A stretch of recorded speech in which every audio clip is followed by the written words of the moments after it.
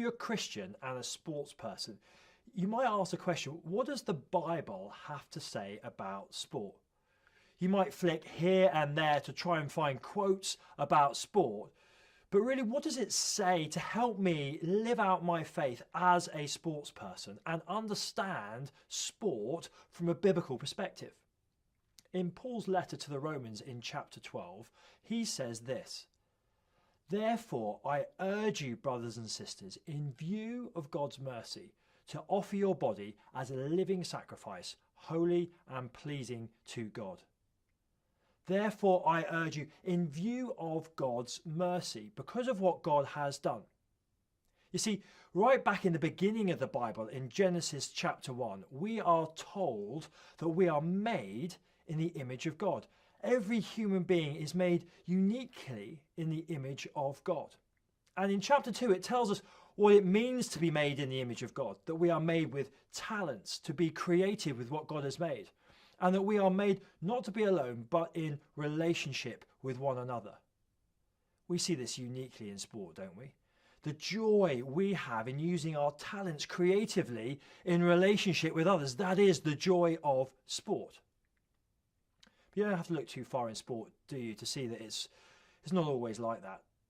We get things wrong, others get things wrong. It often ends not in a beautiful way, but a pretty tarnished way. You see, in Genesis chapter 3, we see that Adam and Eve disobey God's word. They reject him as their king.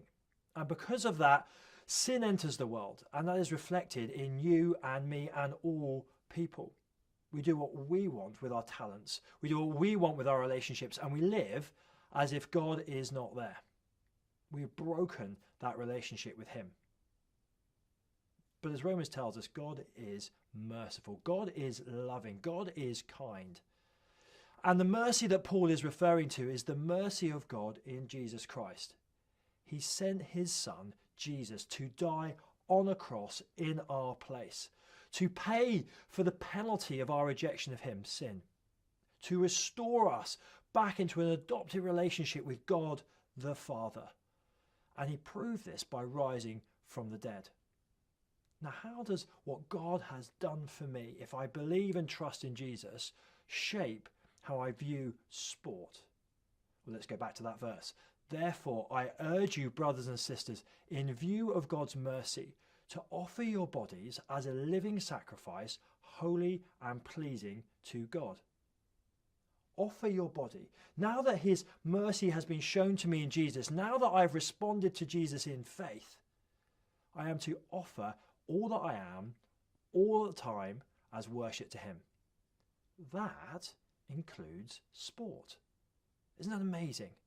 That as I play, as I run, as I compete, it is worship if I offer it to God as worship to him, using the talents that he's given me in relationship with others as worship to him.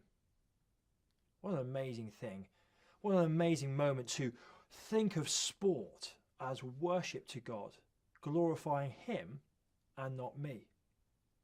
As you continue in Romans chapter 12, he talks in verses 3 to 8 of our talents, our abilities, to be sober-minded, recognizing that those abilities are given by God to us. They're not ours to glorify ourselves in, but they're given to us as a gift to use for his glory as worship to him.